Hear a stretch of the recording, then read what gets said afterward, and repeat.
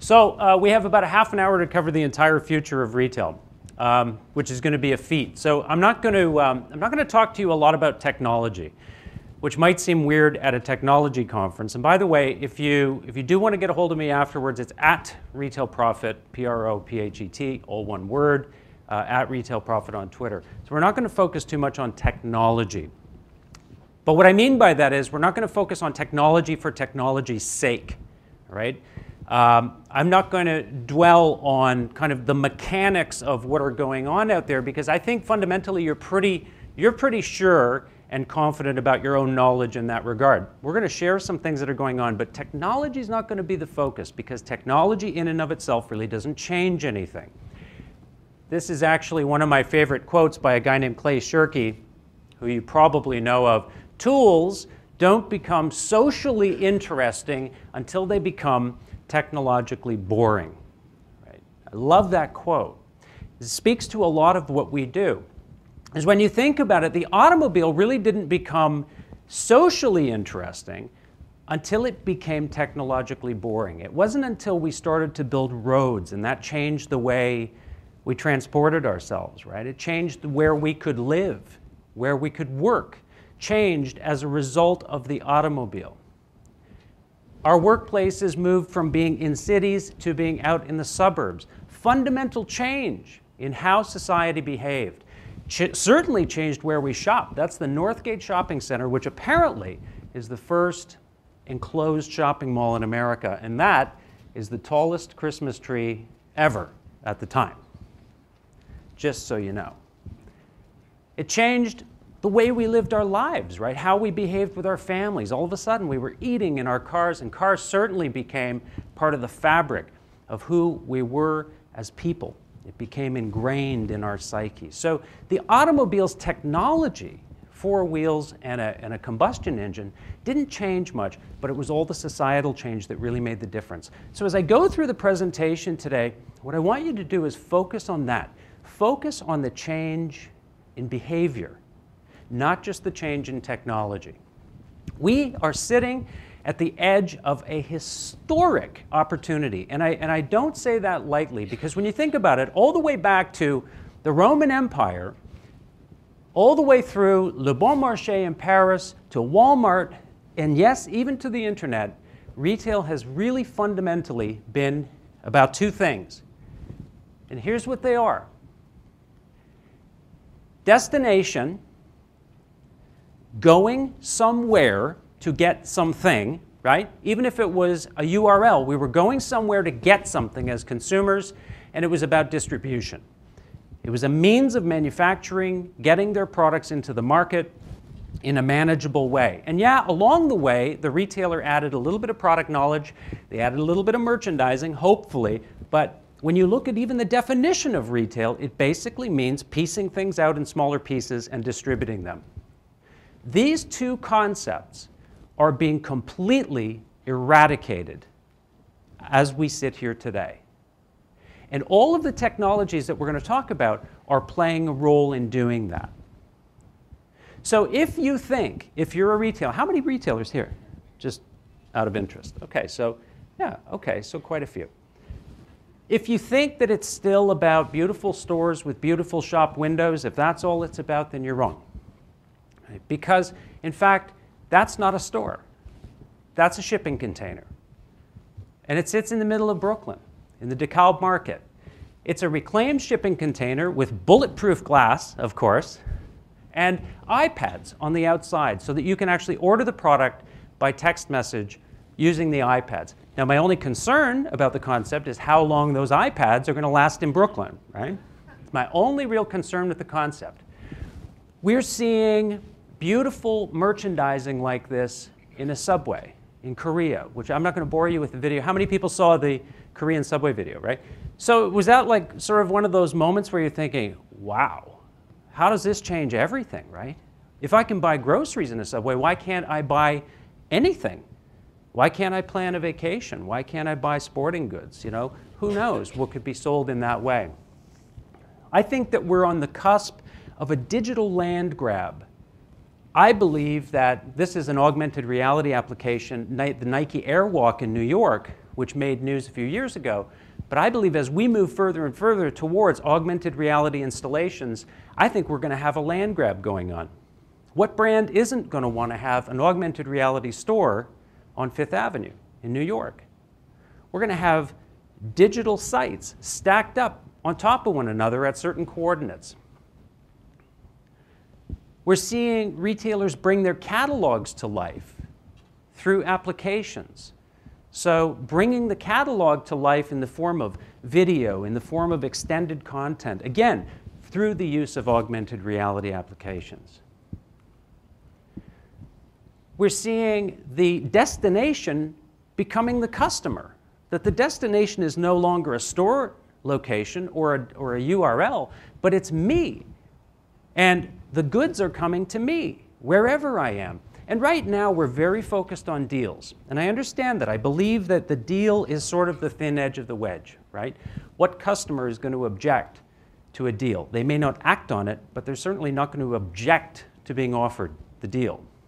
But I think it's going to go way beyond that. And I think that's really the compelling part of this is once I start to live this curated life, once I start to get things delivered to me that are the style I like or the size I need, or find out about new products, or just get information, or find out if I like this, then I'll also like that.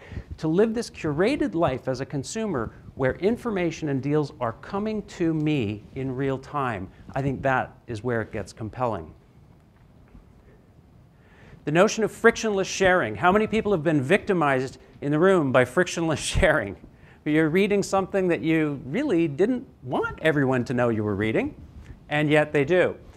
Again, we're sort of fumbling with some of these tools, but I find this whole notion of frictionless sharing, which essentially means that as you do something, as you consume some content, that you're broadcasting the consumption of that content out to your social network, right? And of course, Mark Zuckerberg is really huge on this because it avails massive opportunities for Facebook and for the whole notion of social commerce. And so these messages start to look like this, that somebody's listening to a song on Spotify, or that they're reading an article, or that they're watching a TV show. So right now it's focused on digital content, right? Digital content's easy. Again, thin edge of the wedge. What's to say that couldn't be a gym membership? So-and-so just joined a gym. Do you want to join the gym too, right? What's to say it couldn't be a vacation?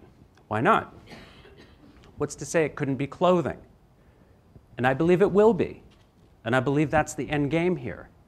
And I believe that's ultimately how Facebook becomes the world's largest marketplace, through frictionless sharing of the things that people are buying and consuming in their lives and in treating other people to do the same. The reason he's smiling, among other things, apart from the fact that there will be 1 billion people on Facebook by August, is that he knows something about human behavior in social networks. There's a thing called Zook's Law. Anyone know what Zook's Law is? Okay, so Zook's Law is basically this. Every year, people share 100% more information online. And that's validated by Facebook, that they're seeing this ramp up. Where we say privacy is becoming a greater concern, Mark Zuckerberg believes that it's not, in fact. We say it is, but it's not. He's seeing people share more and more and more information. And let's face it, we'd all make the trade, I believe. If somebody said you'll never be spammed again, you'll never see another TV commercial you don't want to watch, and you'll never see another ad that isn't relevant to you, I think you'd make the trade in a minute. And I think he knows that too. How are we going to buy all this stuff through Facebook? How are we going to buy all this stuff through digital means or through our mobile devices if we can't try it on, can't touch it, can't feel it? We're getting much, much better at that, again, with technology. So I can try the watch on in a virtual way. I can move the furniture around in my room just by pointing my smartphone at the catalog, right? We're getting a lot better at getting beyond this whole I've got to see it, I've got to touch it, I've got to try it kind of thing. Even this virtual fitting room concept, I remember when this first came out, and you probably do too, I mean, it was like you had to stand in front of your webcam, holding up a piece of paper with a marker on it. Nothing looked like it fit, right? It all looked animated and cartoon-like, and now it's getting pretty good. With the innovation that they're now pushing through with Connect, it's looking really real. It's looking very, very effective. So I think we're going to start to see more and more consumption of clothing items online once people become more and more comfortable with this idea of virtual fitting rooms.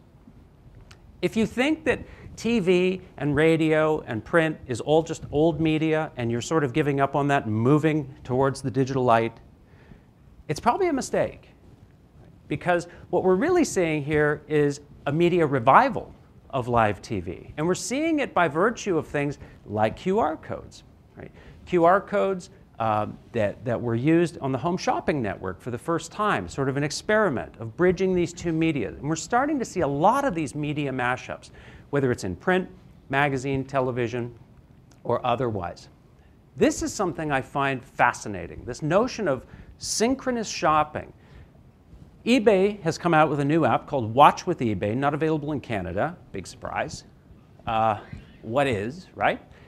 But they've come out with a new app called Watch with eBay, where basically you take your tablet, you download the app, you sync the app to your cable provider in your local state or community, and the app will then start to recognize what show you're watching, and it will offer up products from within that show for you to buy in real time. So you're watching a Colts game, you can buy Colt merchandise while you're watching the game. Obviously, the implications of this are huge. Imagine watching an episode of 30 Rock, you like Tina Fey's glasses that she's wearing, you find out which brand those glasses are, what the price is, you check in with your social network, find out if they like them while you're watching the show, and you make the purchase right there and then. Right? This is not fiction. This is going to happen. And I suspect it will probably happen within the next 5 years as more and more television sets become connected. We're seeing things like this, the QKR, which MasterCard is playing around with, that actually allow you to sync your mobile device up to commercials that you're listening to. So the mobile device detects the commercial. In this case, he's watching a particular show on TV. And again, just by virtue of the sound of that commercial, it links you up to content and to products that are available within that piece. Right? So this interactivity between what we consider to be old media and mobile as sort of the tether that's holding everything together is really, really compelling, and it's shifting this notion of destination and distribution. Two fundamental pieces of retail for 2,000 years are being eradicated and made obsolete. At CES, over 50% of everything they showed was connected. So connected fridges, right? Connected surfaces, connected washers and dryers. That fridge can actually monitor the diets of the people in your house. Monitor each person's different diet. I would probably smash that with a baseball bat after about a week, right? Your washing machine might tell you when you need more Tide. But wait, maybe the Tide will tell you when you need more Tide, right? There's actually one of the guys downstairs, this is actually a photo of their display. They actually have an app where you can point it at a brand, a bottle of something, a piece of packaging, and you can start to interact with that. So you can get an experience just by looking at the product. So these are now opportunities. So your product now becomes the store. It's not that we go to the store to get the product and then have some sort of downstream experience with the product. It's that we get the product and we have a downstream experience with it by virtue of all this new content that is contained within the packaging. And this world that I'm painting a picture of, where everything is being shipped to us and we're ordering all kinds of stuff online, we're ordering with our mobile devices and our tablets, where is it all going, right? Well, you can already see where this is headed. Amazon and 7-Eleven now coming together to create these drop zones in 7-Eleven stores where all this merchandise can start to have a home as it's delivered into consumers.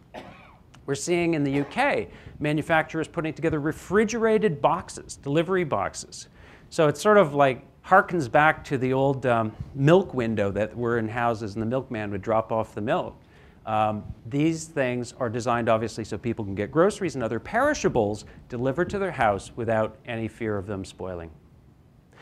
So what this is causing, and again, very short on time today, but the big idea here is that what this is having an impact on is our definition of store.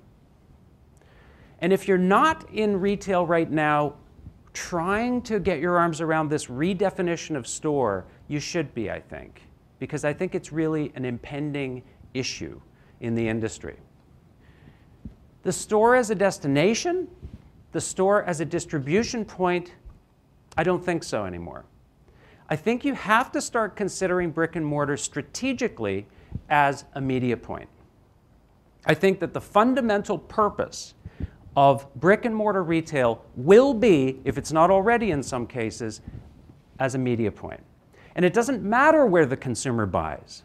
It doesn't matter if they walk out with product in hand. What you want to do is create such a galvanizing experience in store that they simply won't buy from anyone else and they'll buy on any of your touch points. Whether it's mobile, whether it's off TV, whether it's a kiosk, matters not. Whether it's a pop-up store, it doesn't matter. You create such an incredible experience, such a media experience in store that they build a relationship with your brand. It's all the stuff that Joseph Pine was talking about, what was it, 15 years ago, the experience economy, Joe Pine, if you remember that book. He was absolutely right, but I believe Joe was just 20 years too early. He was talking about selling experiences, and I think what we're really talking about is selling brands in stores now, not so much products. So these are spaces where all of a sudden you measure social commerce instead of, return on inventory investment, instead of gross margin per square foot. You start to measure the activity and social commerce that starts to build around that brand experience.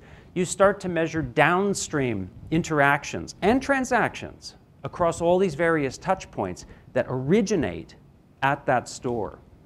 You start to measure hang time in the store. How long are people engaging with the store environment? Right now, in a lot of cases, in a lot of retailers, you're trying to get them out. Right? Your objective is to shorten hang time. Get them in, get what they want, and get them out. That may all change. It should all change. The impressions per associate instead of sales per associate. How many favorable impressions of our brand are they creating each day? And how much buzz is the store creating in a measurable way? These may become the new metrics for brick and mortar retail. The operations group that currently operates your stores may become the marketing group operating those stores, because these are like living billboards now. Because the function of distribution and destination is going away. We don't need it anymore. Technology is eliminating the concept of destination and distribution. So if this is your digital brand experience, if this is what consumers are getting when they buy from you online, then this is what they should be getting when they walk into one of your stores. Right? Like a drug-induced rave is what you want. Right? So a completely different experience, worth going to a store for. Something that is so exciting to me that I want to tell my friends about it. I'm not telling them because you've incented me to do that. I'm telling them because I am just totally thrilled with you. And it doesn't matter if it's a stationary store or it's a pop-up. You've got to figure out how your brand transports and translates into weird spaces. This is an abandoned warehouse, but it's also a Reebok store. So these are the kinds of things that are happening that are important that you need to start making decisions around. You need to start thinking about how we connect with that consumer that just walked in. How do we know them better? How do we know them better than they know themselves? So here's my question. Why does my bank machine keep asking me what language I want to speak? I've been dealing with this bank for 15 years. English, right? What do they think? I'm going to say one day, French. I'll try that, We've got to start thinking about how we make the connection with consumers in the store where I recognize who just walked in the door. I can tell by their face, by their height, by their sex, by their age, what they might be interested in. And I change that signage up so that it's reflective of the customer that just walked in. This is happening, right? So Intel is very, very much on the case here in terms of giving relevant signage in store. Interactive surfaces where everything becomes something that I can learn from, that I can buy from, that I can play with. navigation tools like applications and other tools that help me as a customer, not just pushing advertising to me, but actually help me navigate the space, make my job, my life easier and more enjoyable. Give me self-checkout. And if you can't give me self-checkout, then do what Kroger's doing. This is one of our contributors, Matthew Marchand from Ryerson, who found this, that Kroger's working on this thing they're calling the scan tunnel, right? Where through a multitude of different technologies, they're basically letting everything in your cart go through on a conveyor belt, and through a combination of RFID, QR, and UPC technology, everything gets scanned at once, right? So somebody needs to improve that process and make the store more enjoyable. There's another picture of the scan tunnel at Kroger. Nike, bringing lots and lots of different product options, again, with the help of Intel, into their Adiverse experience. Right?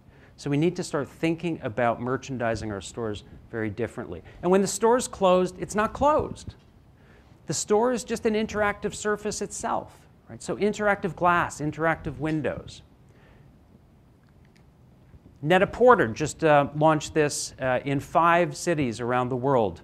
The Karl Lagerfeld collection, right? And so this is an example where the store is actually not the store.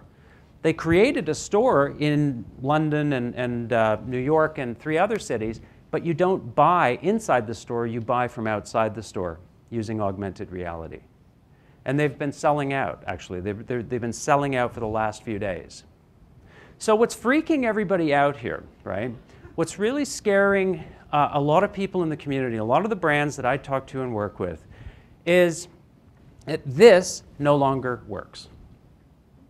How many people recognize these 2 characters? Put up your hand, right? Don't be ashamed, right? Mr. Clean and Rosie, right? Now, there's only one reason we know them. There's only one reason that everybody in the room can put up their hand, and it's this. That's the reason. In 1965, 3 TV commercials bought you 80% of the viewing public in prime time. If you could afford those 3 commercials, you won, right? That was the model.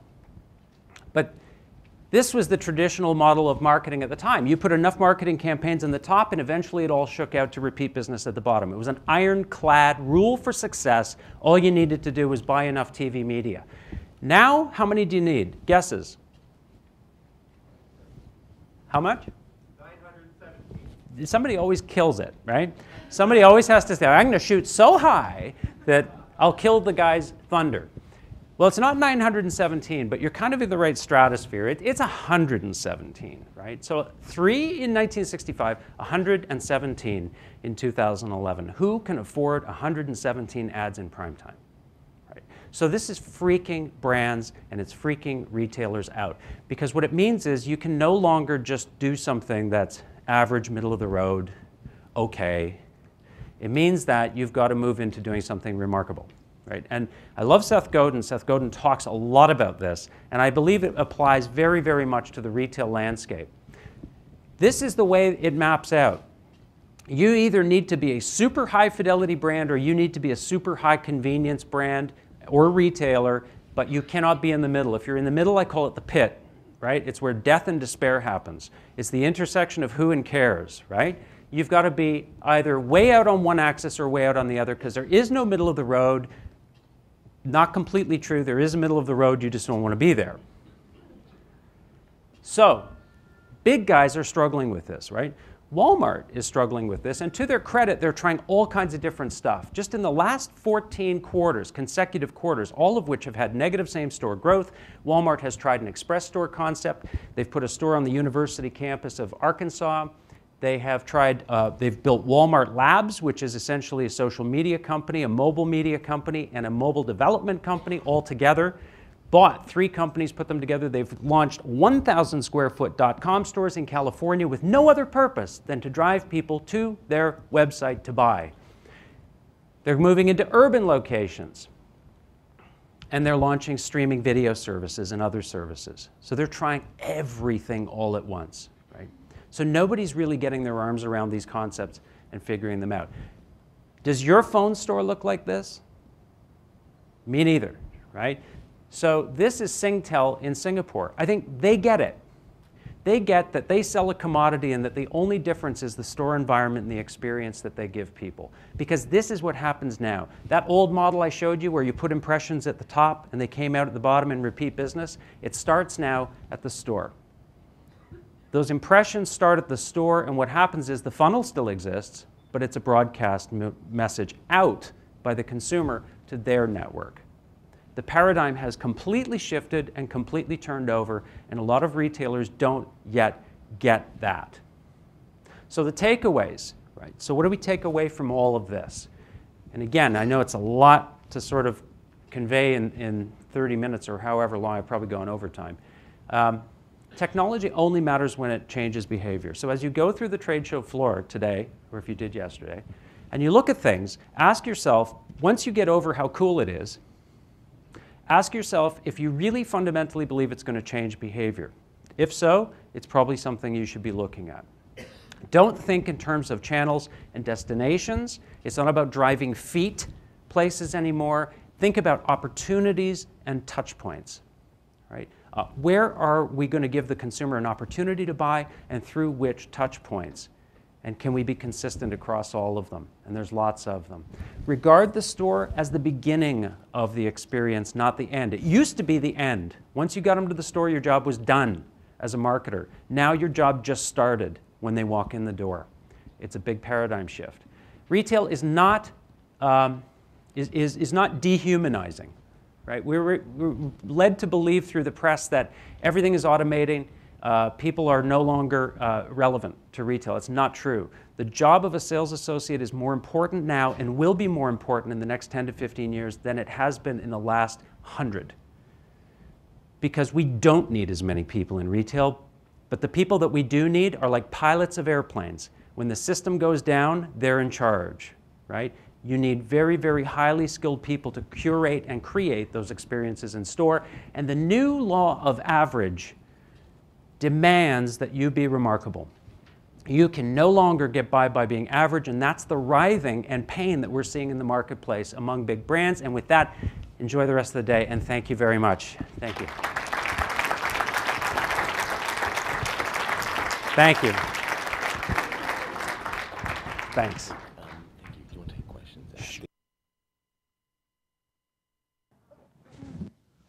So I know that many of you have questions, and luckily we have a reception immediately following this, sponsored by Visa, and Doug will be able to stay around for a couple of minutes to answer some questions then. Is that okay? Shirley Williams, where are you?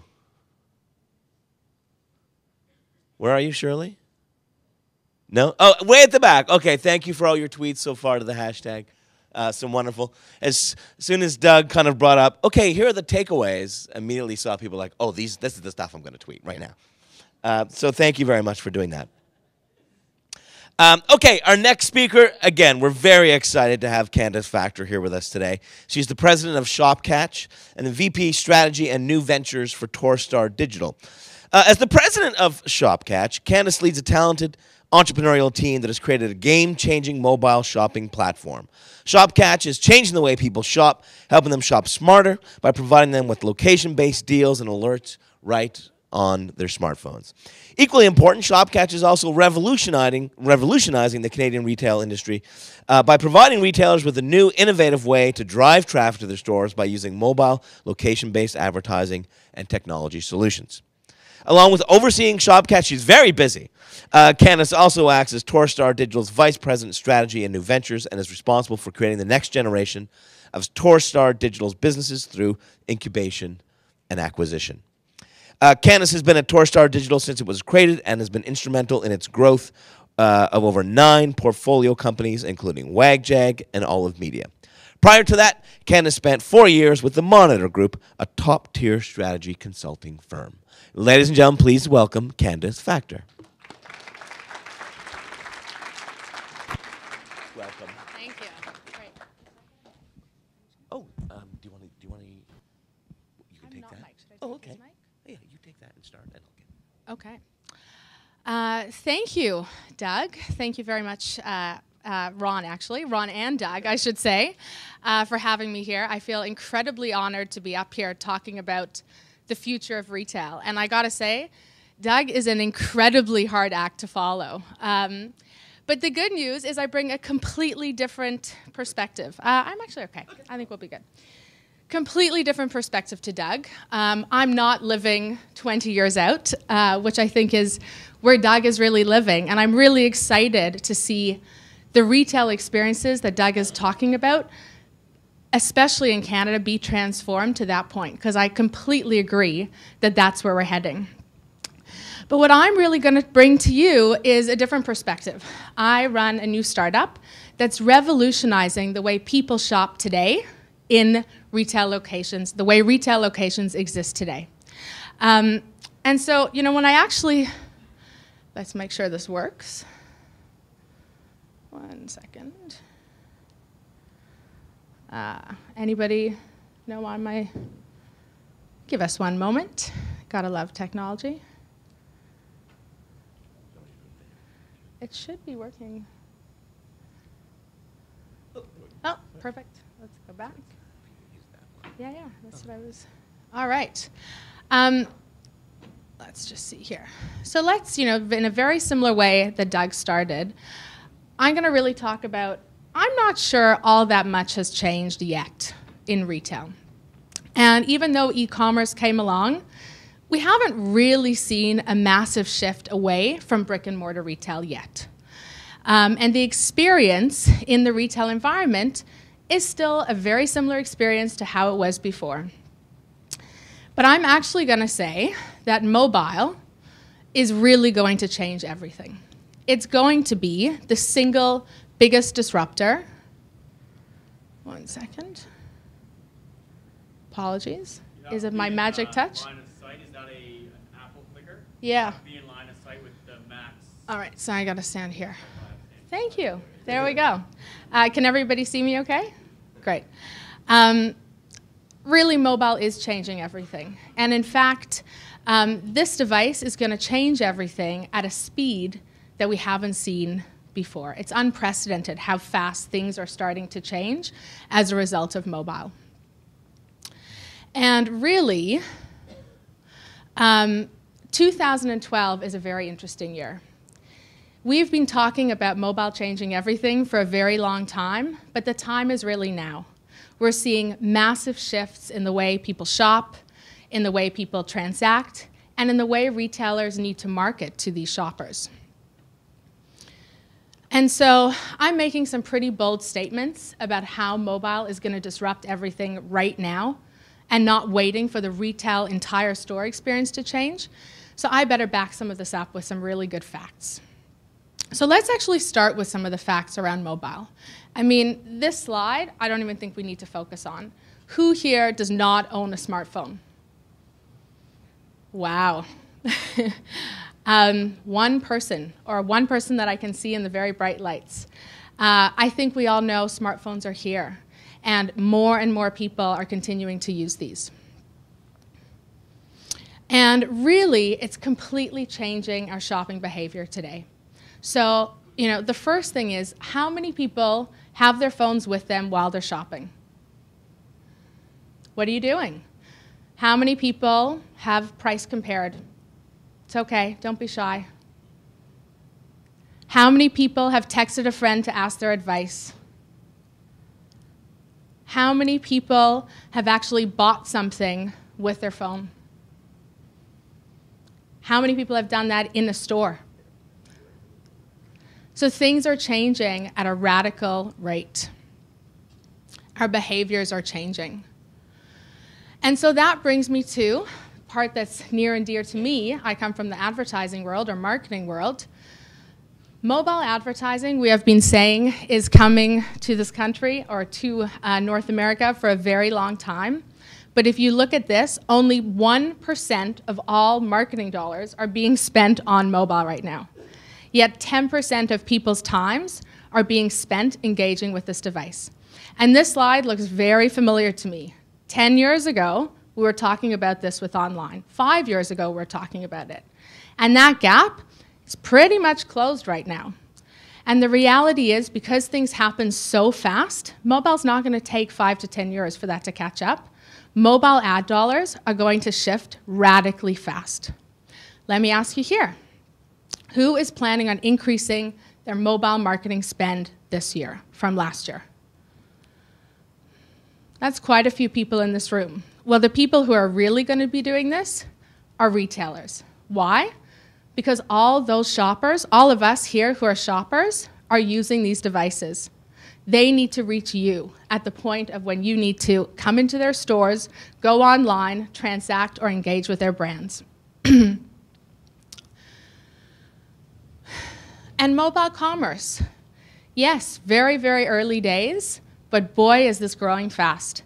When I see numbers like eBay predicting 8 billion versus their 4 billion last year, PayPal 7 billion, Amazon close to that number, we're doubling the growth, even more than doubling the growth, and this is just from the top players.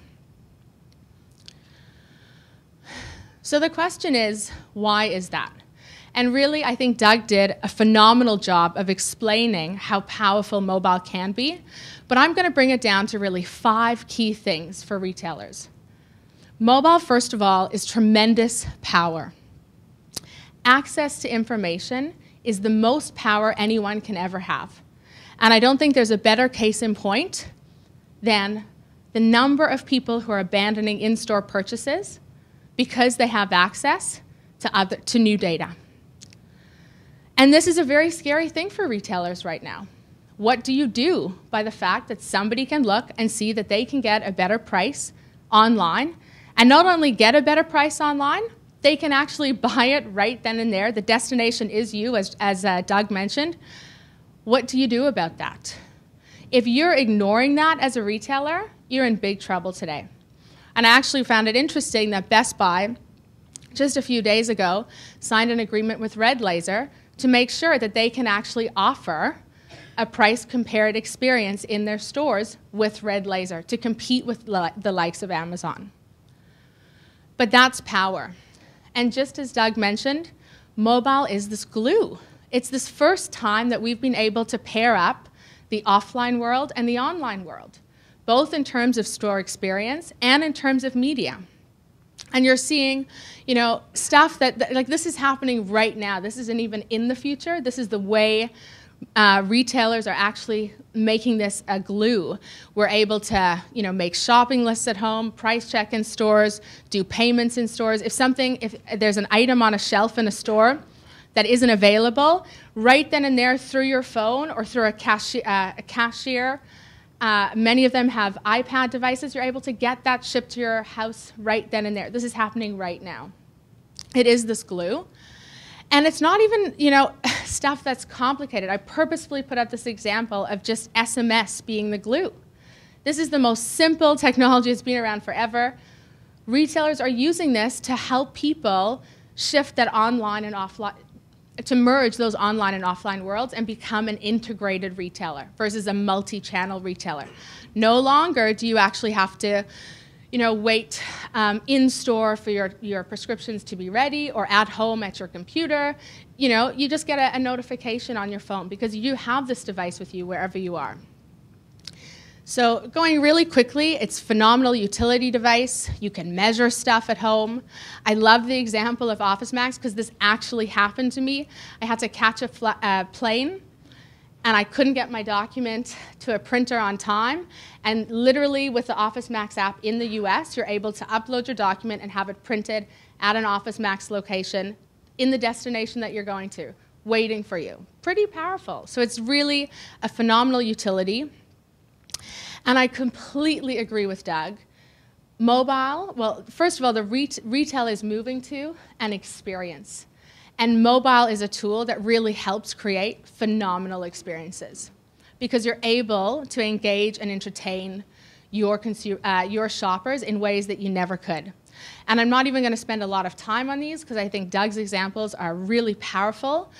But the Macy's example of how they delighted kids over the holidays with a very simple augmented reality app that literally you took your phone and aimed it at a little plaque in the store, and all of a sudden you saw your kid with some phenomenal characters, and you were able to play around and customize the character with your child.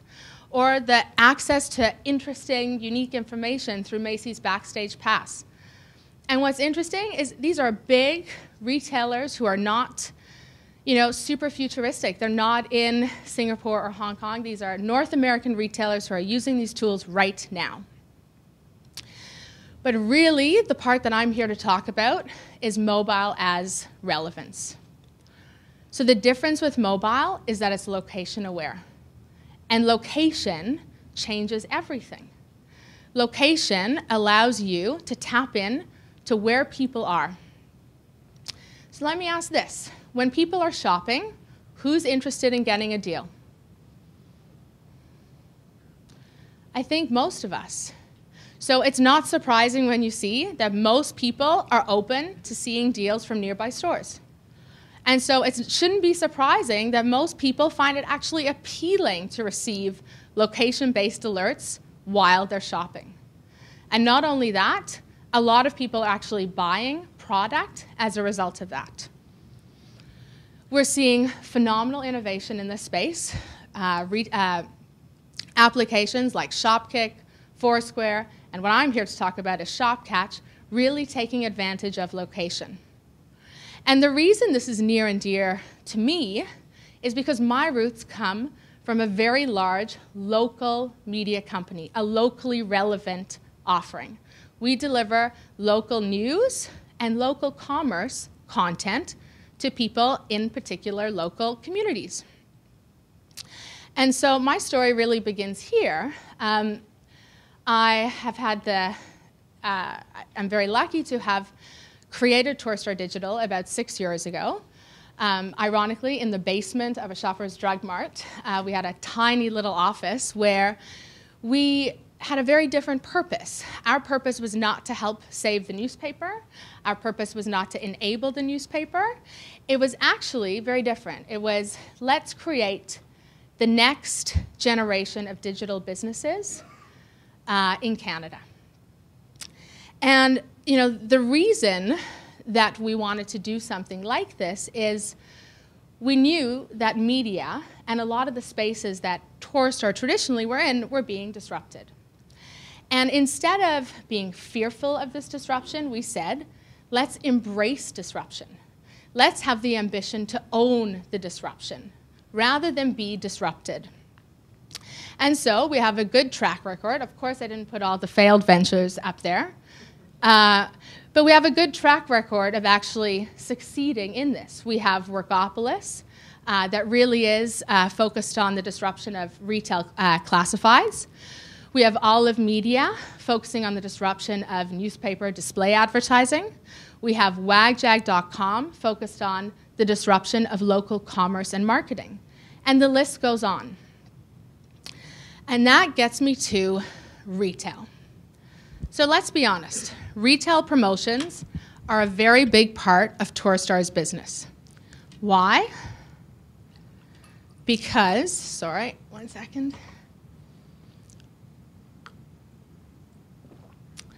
Because retailers really use local media and flyers, or circulars, as I was told in the States, to drive people into their stores. It's a very powerful tool. It has tremendous reach. They see results from it. And this is the way we've done business for a very long time. And so I have an interesting story. Maybe 7 years ago, I was talking at a conference to newspaper executives, and I was in my early 20s, and I told a story about the future of newspapers. And I was most probably completely wrong, but it was pretty out there. And at the end of my presentation, a newspaper executive got up and said, well, thank you for that, very interesting. But when you grow up and you get married and you buy a house and you have children, chances are you will read a newspaper and you will read the flyers that are in it. Well, I have good news and bad news. I don't think I've really grown up. That's either good or bad. And the truth is, good news, I guess I'm married. I've moved into a house. I have a lovely 2-year-old son. And the truth is, I'm completely addicted to my mobile device. And if content doesn't exist in a mobile-ready format on this device, chances are I'm not reading it. That's a problem or an opportunity. And so comes the start of Shopcatch. What I noticed, first of all, I love shopping. I'm a huge fan of deals. In fact, retailers, you really get me because every time you do offer me a deal, I spend way, way, way more money than had you not. So I'm not sure that paradigm has shifted yet, especially if retail is about driving commerce. So you get me. The problem is, on my mobile device not that long ago, I couldn't find this content. I couldn't find what's on sale at big brand retail near me. And I really wanted to. Your flyers don't work on a mobile device. Your websites are broken on mobile devices. Your emails, I don't want to get thousands and thousands of emails from lots of different retailers. And so we said, let's actually solve this. I don't think I'm the only person who wants this kind of content available.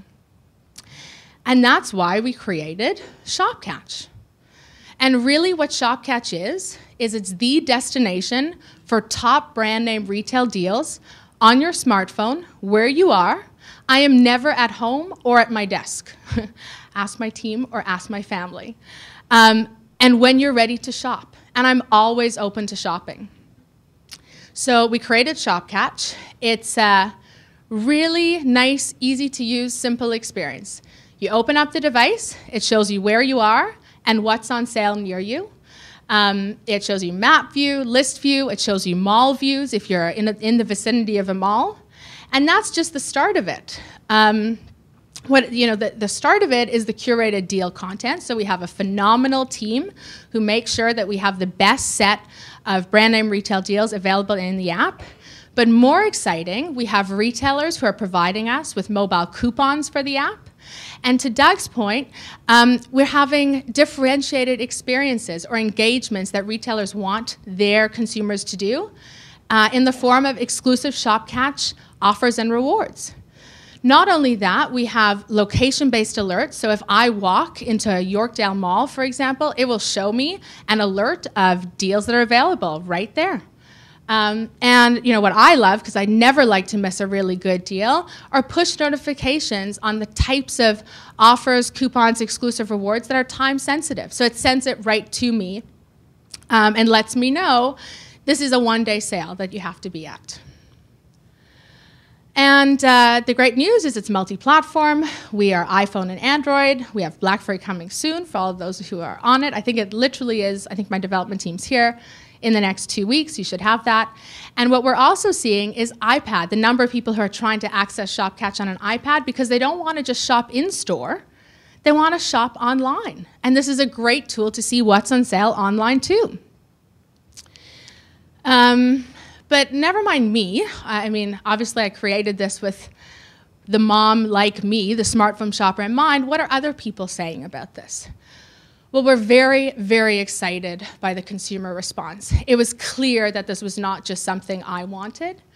I think the thing I'm most happy about is that we are in the top 10 lifestyle apps in the Apple Store, or have been for the past couple months, especially over the holiday season. And just the number of 4.5-star ratings. That's by 150 reviews of people telling us they really need this, they really want this, they use this, they save money, they spend more in stores as a result of this. We had some great, celebrities. Melanie from Flow 93. One day we started seeing thousands of downloads on a particular day. We're like, what is going on? And she'd found our app and just loved it and tweeted about it. So we have really great stories about people using this app. Which brings me to, we launched in August last year. We've had exponential growth, thousands of downloads a week. And the thing that I'm really hone in on is just the high engagement. So repeat visits are 30% of our population, of our subscribers come back weekly Because this deal, like, commerce is the content. People want to know what's on sale near them. We have national reach, and you really are reaching a different person. These were not traditional coupon clippers or flyer readers. This is smartphone users, higher disposable income, mainly women, but lots of men too, because of the smartphone ratio. And that's just one part of the story. That's the consumer angle. But really, we're in the business of helping retailers reach those consumers. And so what we did, and we do, is we listen. Customers are really important to us, and understanding what their needs are. So I would like to invite anybody in this room who is a retailer or a consumer, actually, to please come up to us and share your thoughts. And really, we built a product for retailers because we understood where retailers are at today. Not in 5 years from now, not in 10 years from now, but today. This is what retailers want. They want to reach this next generation shopper because they exist. They're not just kids. They're not teenagers. They are moms like me. They want results for marketing dollars. This is critical. We're living in very, very competitive times. You cannot expect, especially in Canada, big test budgets without results. They really want this to be simple. Why? Because it's complicated. And the minute you start talking about hardware installations and POS integrations and just a tremendously complex ecosystem of mobile, it gets quite frightening. And rightfully so, because you need lots of people involved. They want to take advantage of location. And we are living in this paradigm that people want to drive the right people into their stores, be it online or offline. But that's how we sell stuff today. So our vision is about putting that right offer in front of the right person, in the right place, at the right time, to drive commerce. That's how retailers make money, online and in-store. And the Shopcatch solution for retailers is really twofold. It's the combination of phenomenal products that we have for consumers that ties into retailers, so retailers can give us curated deal content that we make sure exists in the app. They can give us mobile coupons. We just had an amazing program with Visa, which I'll talk to, but we actually mobilized a lot of the Visa Perks retailers, such as the Gap. True story, walked into the Gap, needed to buy my son a pair of shoes, noticed they weren't on sale, was thinking about it, pulled out my Shopcatch app, wasn't going to abandon, but wasn't super quick to buy. Saw, if I used my Visa card, I would get 30% off on any purchase. So instead of just buying the shoes, $250 later, we bought an entire wardrobe thanks to that offer and that mobile coupon. And I can honestly say I have never taken a printed coupon into a store. It was the fact that it was there. So we have mobile coupons, exclusive offers, location-based alerts, push notifications, but we have scale. We have something called the Shopcatch Deal Network that lets retailers give us their coupons and offers, and we distribute them to the right people in the right places in mobile that reaches 11 million people. That's powerful. That's just in Canada. That's a powerful opportunity for retailers. And really, what retailers have told us is they love our product suite. They love that this is about today, not 5 years from now. They love that it's turnkey. So literally, we can set you up within 24 hours to be getting your offers, your coupons, out to the right people in mobile. It's a performance model. We don't expect to be paid if we're not delivering for you. And this is about reaching the smartphone shopper. We launched in August, so when I put this list up, I'm sort of really, really thankful because a lot of retailers took a chance on us, and I think they've been really, really happy, and it just shows how progressive retailers really are in thinking about mobile and how important it is to take that 1% of their marketing spend and shift it to the 10% of time that we talked about in mobile. But Visa was our launch sponsor with a back-to-school campaign. They came back again for the holidays. And as I was saying, we did our Visa Perks program with them. Walmart's had offers, and all of these wonderful retailers have been using Shopcatch. And I believe this is just the beginning. By no means are we done. This is just the start. You're going to see some wonderful new things from Shopcatch in the coming months. You'll see more personalization of offers. You'll see more commerce integrations. We're really excited about wallet integrations and payments and are working with partners to make that happen. And I guess that the message I want to leave everybody in this room with is, let's embrace disruption. Let's not be scared of it. Let's try and own it. Doug pointed to Walmart Labs. They're trying. It's not about getting it right the first time, but it's about making sure that you're innovating. I look at Macy's and Target. These are two big retailers. They're not, they're big retailers. They're not small shops, and they're taking the advantage of this technology. I look at Amazon, but then I look at eBay, and I look at my presentation that died. 1 second. Let's see what's happening here. There we go. One more slide, promise. And I look at Visa, what they're doing with VMe, and eBay, what they're doing with their open commerce suite. These people are embracing the disruption so that they don't get left behind. And so really, if I can leave you with one message, it's what you make it. So please, come and talk to us. We love getting feedback. Come and tell us what you think about the app. If anybody has not downloaded the app, please download it. And if you're a retailer, come and talk to us. We really want to understand you better and help you solve your problems. And thank you so much for giving me this great opportunity.